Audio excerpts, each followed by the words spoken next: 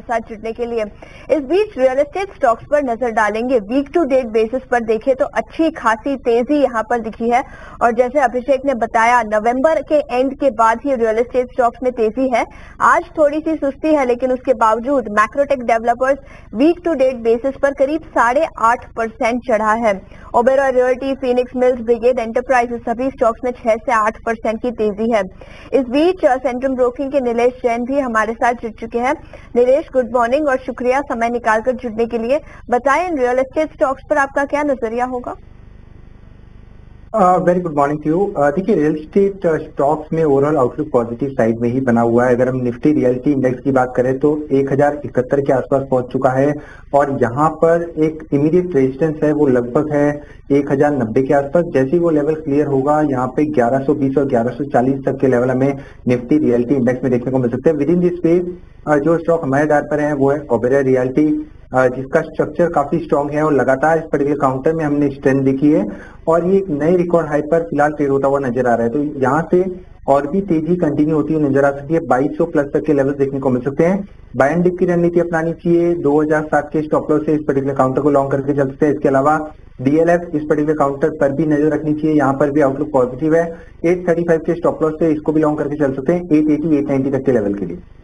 880 890 तक के लेवल्स यहां पर दिखाई दे सकते हैं। ये नजरिया रियल एस्टेट स्टॉक्स में पिछले कुछ दिनों से अच्छा एक्शन दिखा है।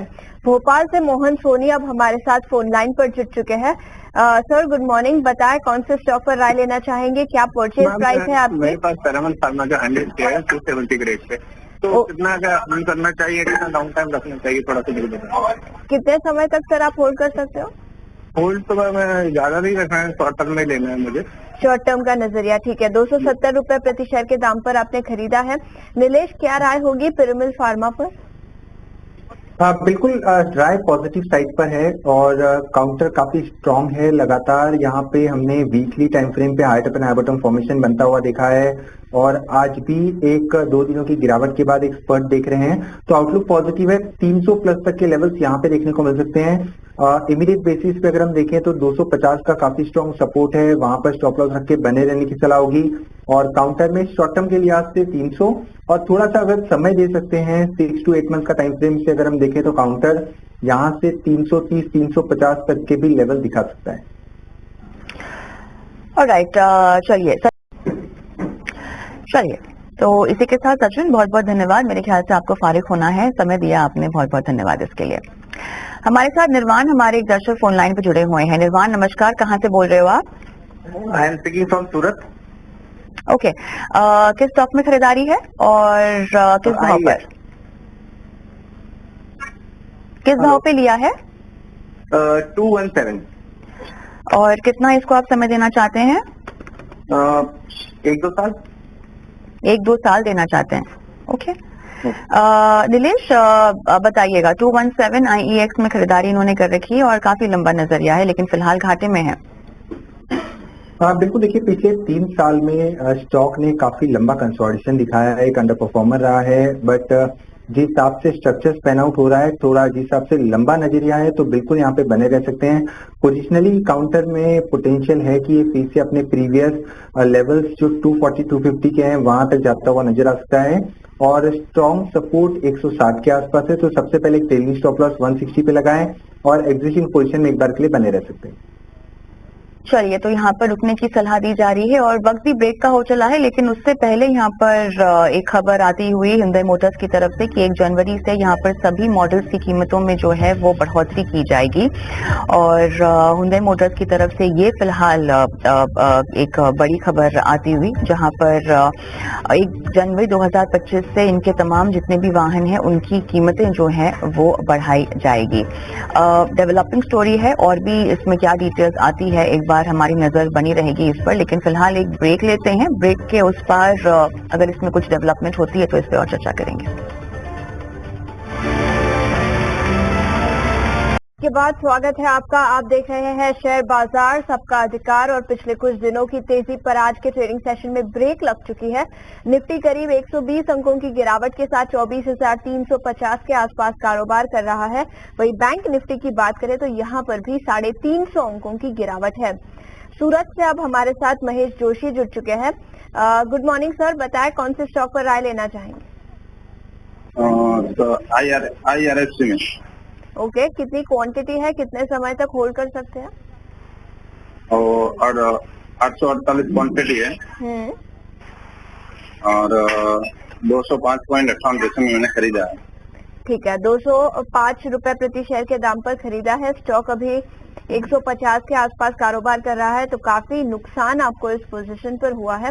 नीलेश, क्या राय होगी? 205 उनकी परचेज प्राइस है और हाल फिलहाल में स्टॉक में ऐसा ज्यादा कुछ मूवमेंट तो नहीं दिखा, लेकिन क्या राय होगी? बिल्कुल, देखिए काउंटर ने काफी अंडर परफॉर्मेंस दिखाया है। पिछले एक साल से एक साइडवेज कंसोलिडेशन हमने यहाँ पे देखा है। हालांकि निचले स्तरों से थोड़ा पुल बैक जरूर हमें देखने को मिल रहा है, बट कोई इमीडिएट अप ट्रेंड फिलहाल यहाँ पे शायद देखने को ना मिले। थोड़ा समय देना होगा और नेक्स्ट 6 to 8 मंथ्स और मे बी 1 ईयर के टाइम फ्रेम से देखें तो काउंटर यहाँ से रिबाउंड हो सकता है और 200 से 220 की जो इसकी प्रीवियस ऑल टाइम हाई के आसपास की जोन है, वहां पे ये ग्रेजुअली मूव करता हुआ नजर आ सकता है, बट उसके लिए थोड़ा सा समय देना होगा। एग्जिस्टिंग लॉन्ग पोजीशन में एक बार बने रह सकते हैं। ट्रेलिंग स्टॉप लॉस 140 का लगाएं और एक बार के लिए बने रहें। चलिए, स्टॉप लॉस के साथ यहाँ पर आपको रुकने की सलाह दी जा रही है। अब ऐसे में कुछ दर्शक हैं जो कि निफ्टी में रणनीति जानना चाह रहे हैं। बताइएगा नीलेश, क्या सलाह निकल कर आ रही है? बिल्कुल, देखिए पिछले 3-4 दिनों से इनफैक्ट दिसंबर सीरीज का आगाज काफी स्ट्रॉन्गर नोट पे हुआ है और आज पहला रिवर्सल कैंडल है ऊपरी स्तरों से जो हमें प्रॉफिट बुकिंग और दबाव देखने को मिल रहा है। उसके कारण भी है आज निफ्टी की वीकली एक्सपायरी है, इसके साथ साथ आरबीआई पॉलिसी की मीट भी है कल, तो इवेंटफुल वीक है, थोड़ी वॉलेटिलिटी बनी रहेगी।